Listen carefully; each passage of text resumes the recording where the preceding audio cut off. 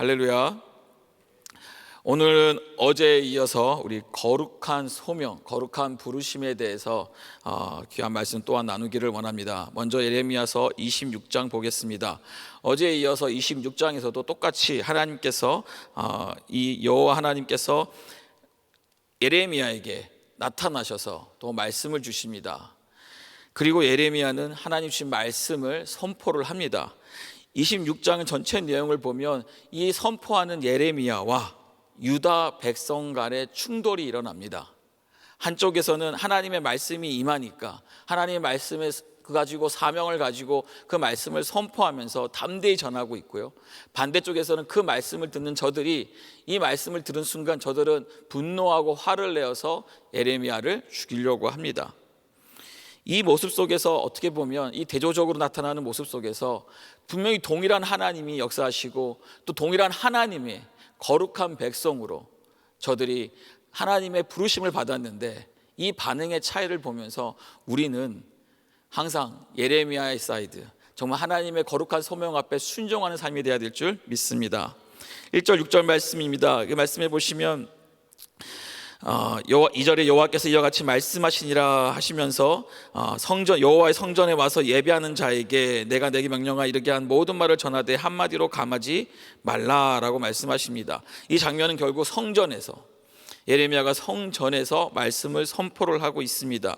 그래서 3절에 그들이 듣고 혹시 각각 그 악한 길에서 돌아오리라 그리하면 내가 그들의 악행으로 말미암아 그들에게 재앙을 내리려 하는 뜻을 돌이키리라. 하나님께서 말씀의 선포의 목적은 무엇입니까? 결국 그 말씀을 통하여 저들이 회개하고 돌아올 것을 요구하면 하나님께서 저들을 향했던 그 재앙과 심판을 돌이키실 것을 말씀하고 계십니다.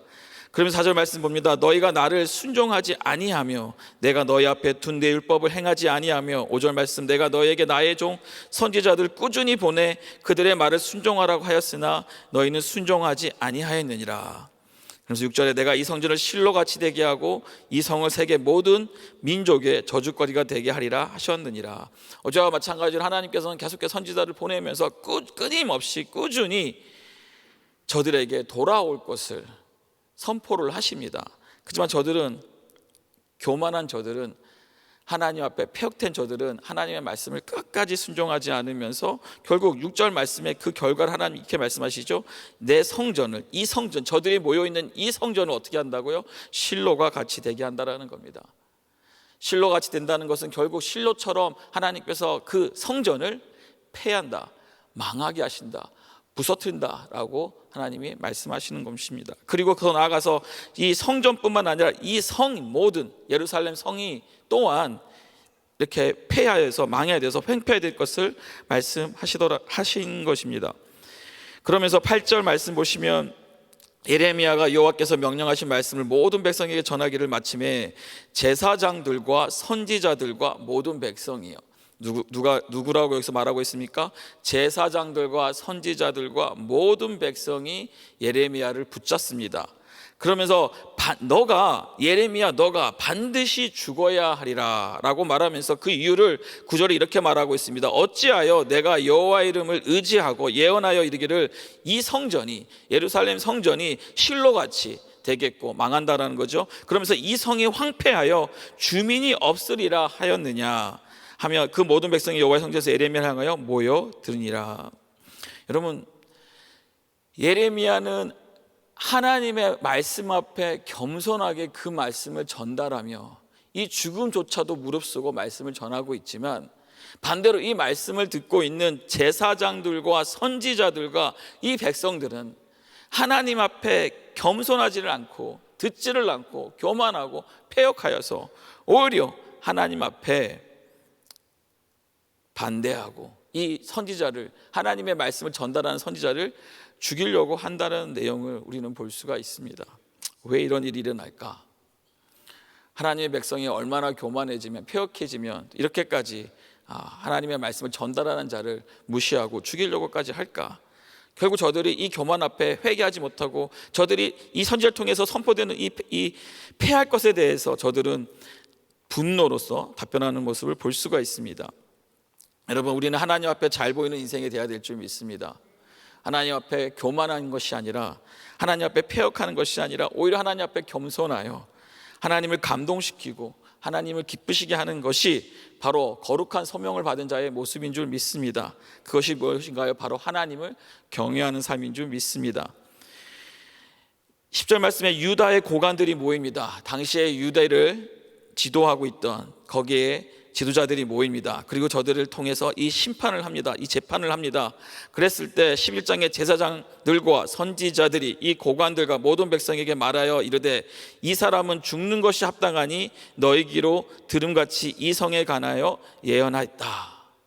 그러면서 예레미야에 대해서 저들을 예레미야를 지금 공격하며 예레미야가 죽을 것을 말합니다. 이랬을 때 12절에 예레미야가 모든 고관과 백성에게 말하여 이르되 여호와께서 하나님께서 나를 보내사 너희가 들은 바 모든 말로 이 성전과 이 성을 향하여 예언하게 하셨느니라. 두려움 속에 죽음 앞에 재판 앞에서도 이 예레미야는 하나님만을 두려워합니다. 그래서 이 상황에서도 그는 담대하게 다시 선포합니다. 하나님께서 나를 보냈고 이곳에서 감하지 않고 하나님의 말씀을 온전히 전한다라고 말합니다. 그러면서 13절 그런즉 너희는 너희 길과 행위를 고치고 너희 하나님 여호와의 목소리를 청정하라. 그리하면 여호와께서 너에게 선언하신 재앙에 대하여 뜻을 돌이키시리라. 하나님의 심정을 가지고 계속해서 정말 눈물을 흘리며 울면서 저들에게 회개할 것을 촉구한다라는 것이죠. 어디에서요? 이 재판하는 장 앞에서 자신의 목숨이 위태로운 이 상황 속에서도 예레미야는 이렇게 하나님의 말씀을 선포하더라는 겁니다. 그럼 14절에 보라 나는 너희의 손에 있다. 이 나의 목숨 너희들 손에 있는 것처럼 보이지만 그는 그래도 끝까지 하나님의 말씀에 순종할 것을 얘기를 합니다. 그랬을 때 16절에 고관들과 모든 백성이 제사장과 선지자들에게 이르되 이 사람이 우리 하나님 여호와 이름으로 우리에게 말하였으니 죽일 만한 이유가 없다. 판단이 합니다. 어떻다고요? 죽일 만한 이유가 없다라고 판단을 합니다. 재판을 합니다. 그렇지만 거기서 끝나지 않는 거예요. 분명히 지금 예레미야는 죽을 만한 죄를 지지 않았다라고 재판이 떨어졌는데 거기서 멈추지 않고 다시 저들은 예레미야를 또 죽이고자 하면서 17절에 지방의 장로주 몇 사람이 일어나서 미가의 얘기를 듭니다. 미가가 히스기야 왕 시대 때에 그가 백성에게 예언하며 똑같이 예레미야처럼 선포를 합니다. 그랬을 때 저들은 히스기야 왕은 저를 죽이지 않고 여호와를 두려워하여서 정말 저를 살리고 회개하였고 결국은 하나님의 은혜를 입어 하나님의 돌이키신 하나님의 재앙과 심판이 아닌 하나님의 용서하심과 하나님의 은혜를 입었다는 사실을 얘기를 합니다. 그렇지만 거기서 끝나지 않고 우리아의 케이스를 얘기를 합니다. 그러면서 20절 이후부터는 이 여호와김 시대 때 우리아라는 또 선지자가 나타났는데 저가 하나님 앞에 똑같이 예언을 합니다. 하나님 앞에 회개할 것을, 하나님의 심판이 있다는 것을 얘기했을 때 반대로 저들은 우리아를 죽이려고 합니다. 그래서 우리아는 애굽으로 도망하였고 결국 애굽에 사람까지 보내면서 우리아를 죽이는 그 모습을 우리는 볼 수가 있습니다. 사랑하는 우리 성도님, 우리도 다 하나님의 이 거룩한 소명을 받은 자들입니다. 그러기에 이 땅에 살아갈 때 우리는 하나님의 사명을 가지고 살아가고 있습니다. 그래서 우리는 하나님의 부르심 앞에 순종하여 하나님의 말씀을 가지고 또 하나님의 은혜를 가지고 우리는 이 땅에서 하나님의 빛으로 살아갈 역할이 있다는 것입니다. 그런데 그 과정 속에는 무엇이 항상 따라오니까 바로 고난이라는 것입니다. 사도 바울도 디모데를 통해서 계속해서 얘기를 하죠. 나의 고난에 동참을 하라는 것이죠. 우리는 예레미야를 통해서 이 놀라운 선지자가 하나님의 이 말씀이 선포되어지고 하나님의 회개의 메시지를 전달하는 이 예레미야에게 이 죽음이 다가왔고 이 고난이 다가왔지만 예레미야는 어떻게 합니까? 끝까지 어떻게 했죠? 담대히, 할렐루야, 담대히 그 말씀을 선포했다라는 겁니다. 우린 때로는 주저합니다. 때로는 우리는 타협합니다. 하지만 어디에 생명이 있습니까? 바로 하나님의 손에 생명이 있다는 사실을, 우리의 살고 죽음은 누구의 손에 있죠? 하나님의 손에 있다는 사실을.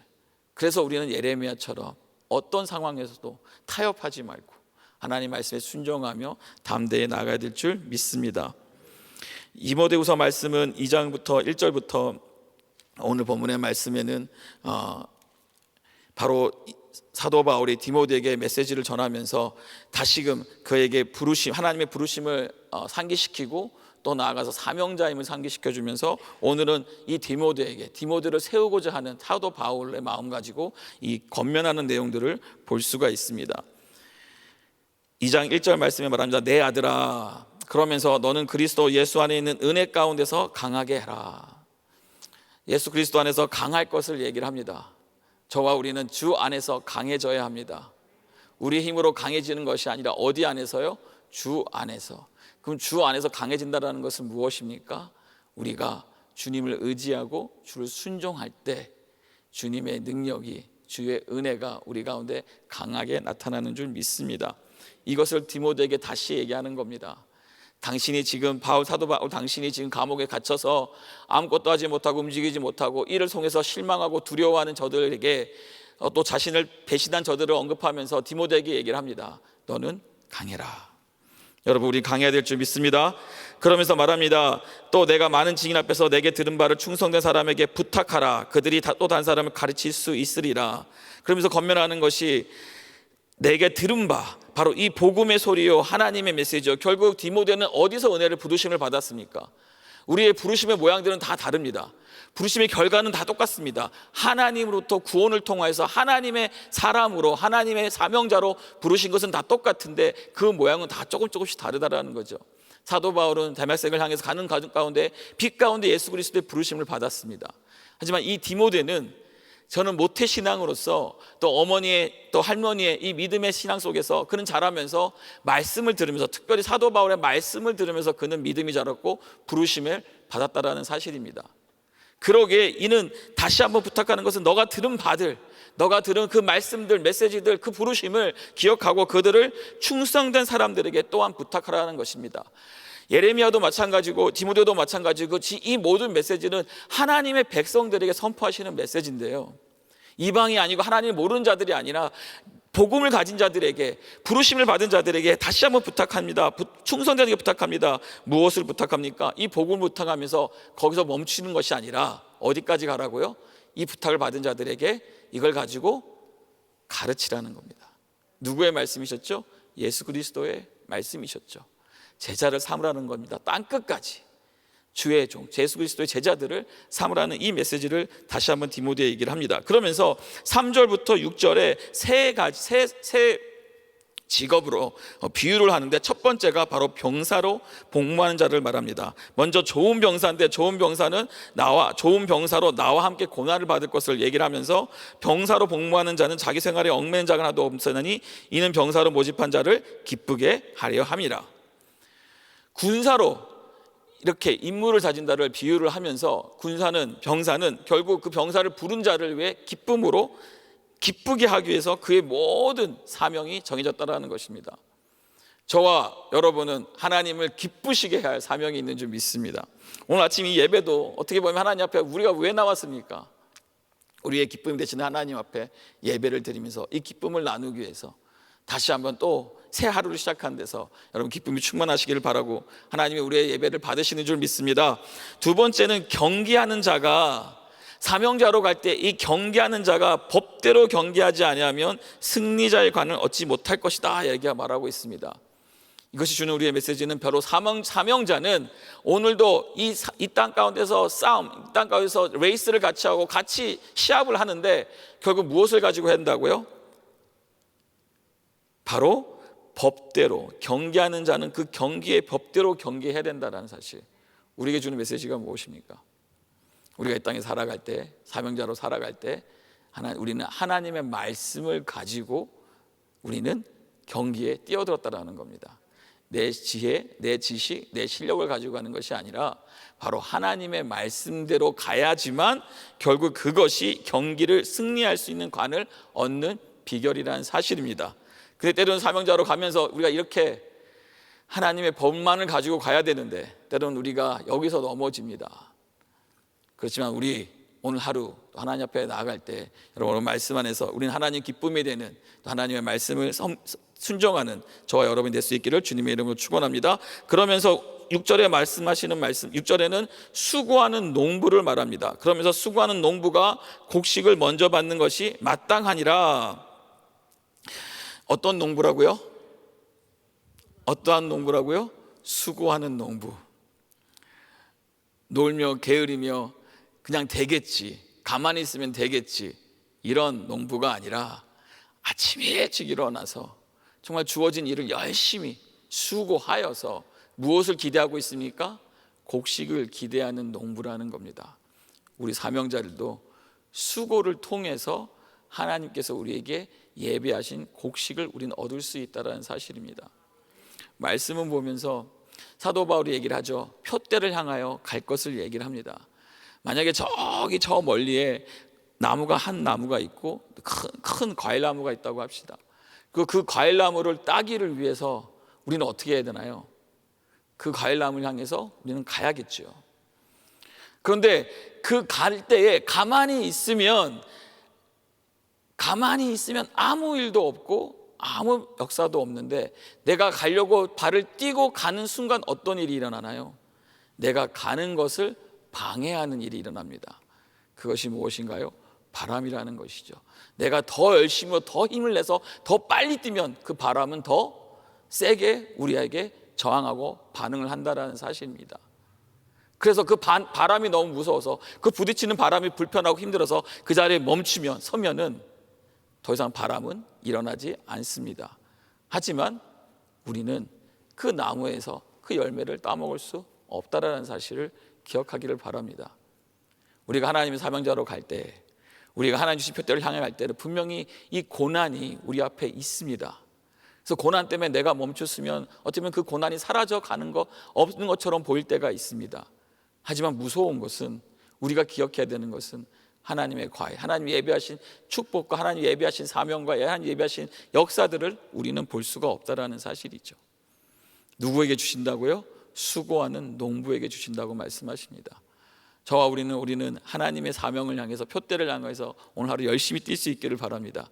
바람이 와도 어떤 풍파가 밀어쳐도 우리는 인내하면서 그 길을 가야 될 줄 믿습니다. 그러면서 7절에 내가 말하는 것을 생각해 보라, 이렇게 던지는 이 편지의 내용들을 생각을 해보면서 주께서 범사에 내게 총명을 주시리라. 우리가 주신 말씀을 생각할 때에 하나님께서 우리에게 범사에 in everything, 범사에 총명을, 언더스탠딩을 주시는 줄 믿습니다. 오늘 이 은혜가 여러분 가운데 있기를 바랍니다. 그리고 8절부터 나머지 13절까지의 내용을 보면, 그가 사명자로 나아갈 때 이 고난 앞에서 그 고난을 받을 것을 다시 한번 말씀하시면서 비록 당신도 이 죄인과 같이 이 감옥의 매이는 고난을 받았지만 하나님의 말씀만은 어떻게 된다고요? 계속해서 하나님의 말씀은 매이지 아니하고 전파될 것을 얘기합니다.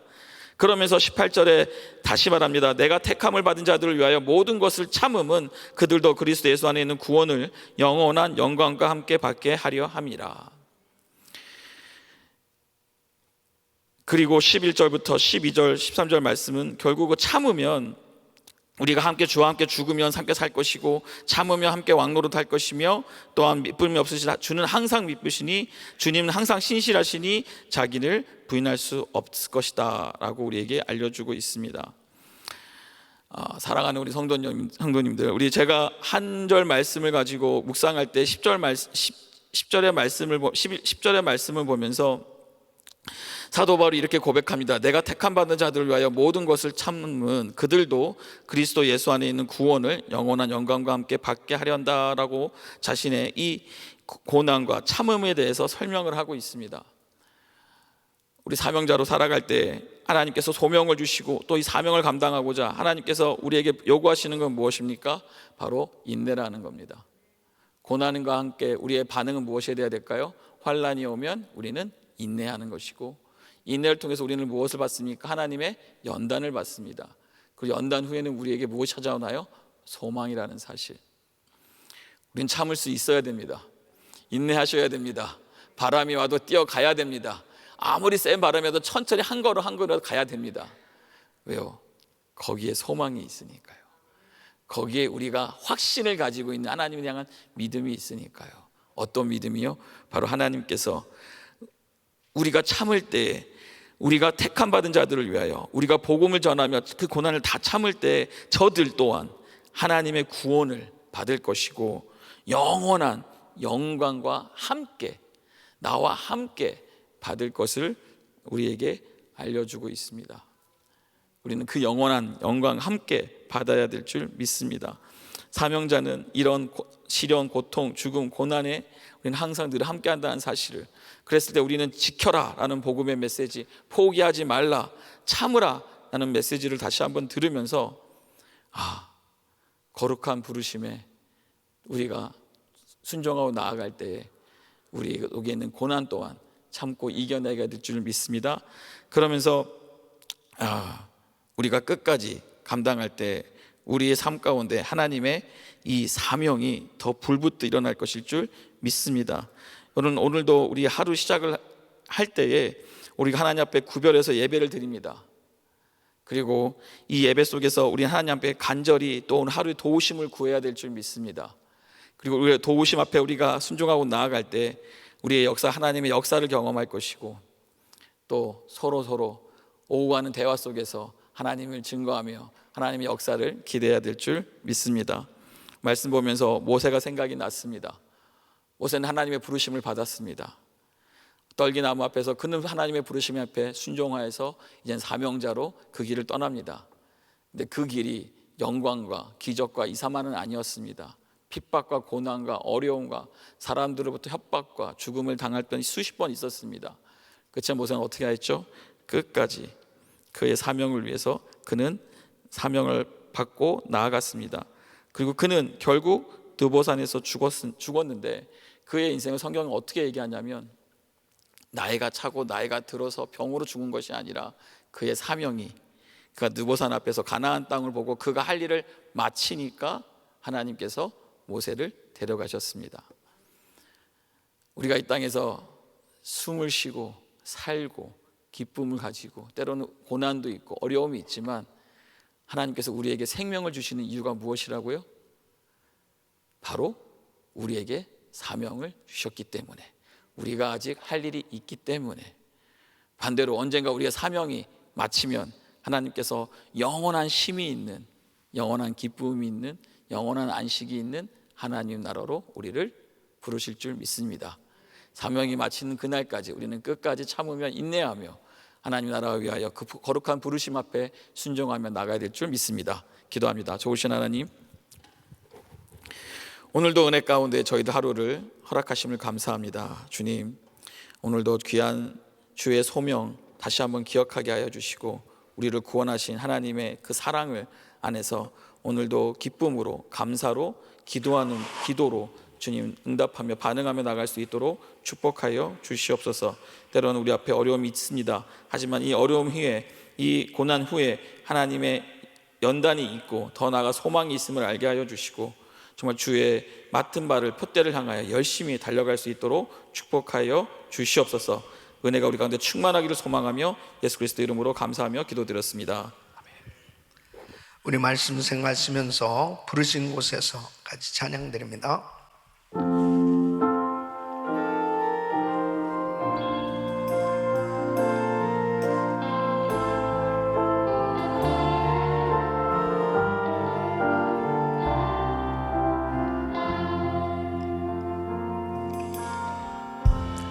따스한 성령이 마음으로 보내 내 몸을 감싸며 주어지는 평안함 만족함을 느끼네. 따스한 성령이 마음으로 내 몸을 감싸며 주어지는 평안함 만족함을 느끼네. 두 손을 높이 드시고 예배하네. 어떤 상황에도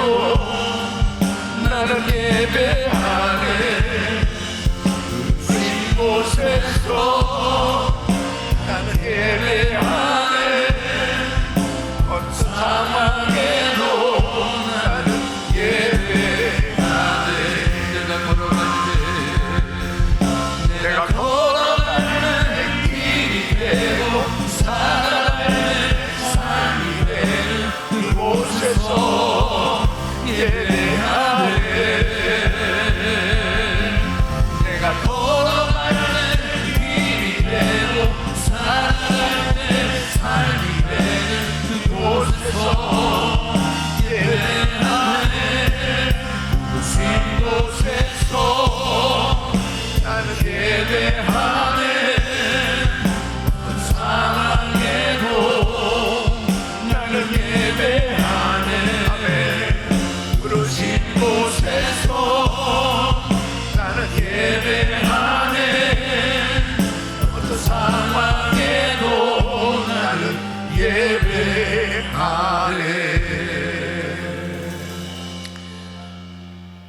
하나님의 사랑은 하나님의 자녀들에게 말씀을 주시는 것입니다. 하나님의 말씀이 들려온다는 것은 큰 은혜예요. 하나님의 말씀을 들을 수 있다는 것은 큰 축복입니다. 아무리 상황이 어렵다 하더라도 하나님의 말씀이 들려오기만 하면, 그 말씀을 붙들을 수 있다면 놀라운 회복과 놀라운 하나님의 역사가 일어나게 되는 것입니다. 에레미야 선지자에게 계속 말씀을 주셨고, 그리고 꾸준하게 말씀을 전했고, 그리고 하나님께서는 꾸준하게 선지자들을 보내셨다는 것이죠. 그것이 바로 하나님의 사랑인 거예요. 그러나 중요한 것은 그 말씀을 순종하지 못하는 이 백성들이 참 안타까운 겁니다.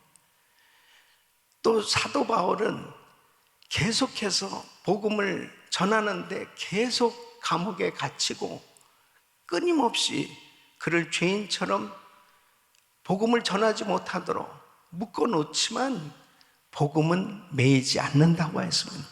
하나님의 말씀은 절대 매이지 않아요.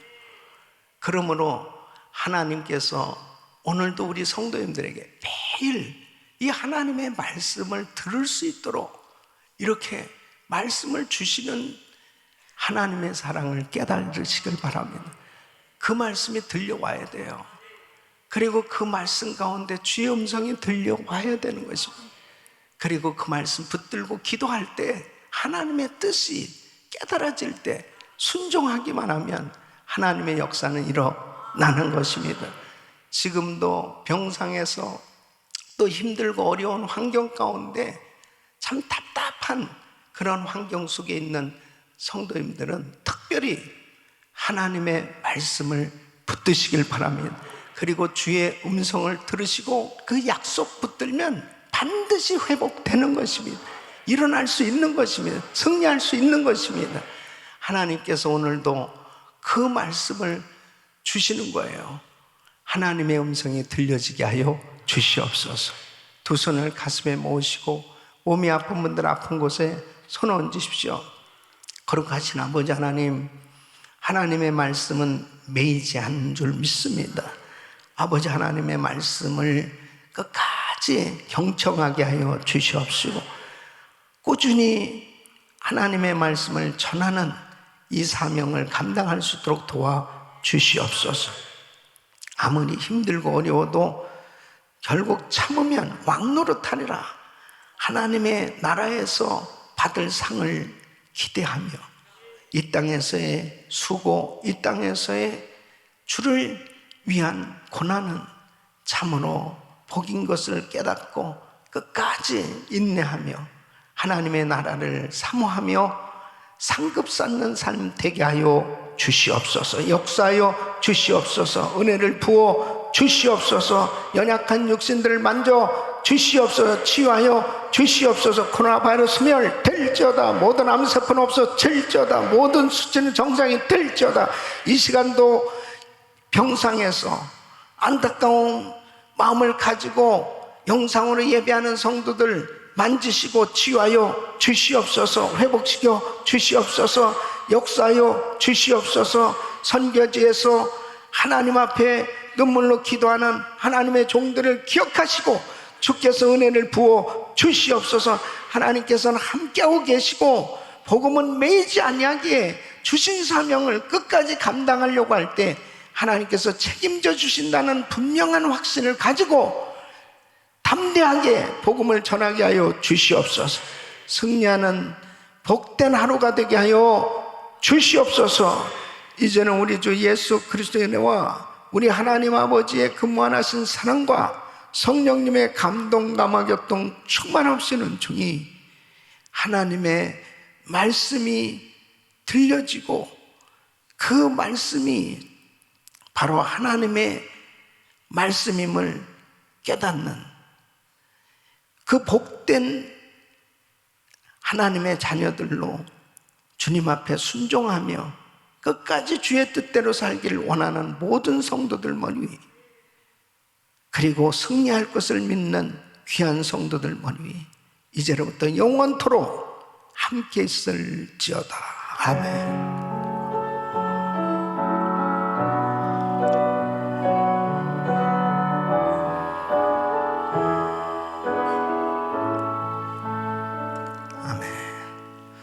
이제 기도하실 자리 잡으시고, 기도하실 때 우크라이나 땅 속히 전쟁이 종식되도록, 또 한국이 지금 홍수로 인해서 무척 많은 피해를 입고 있습니다.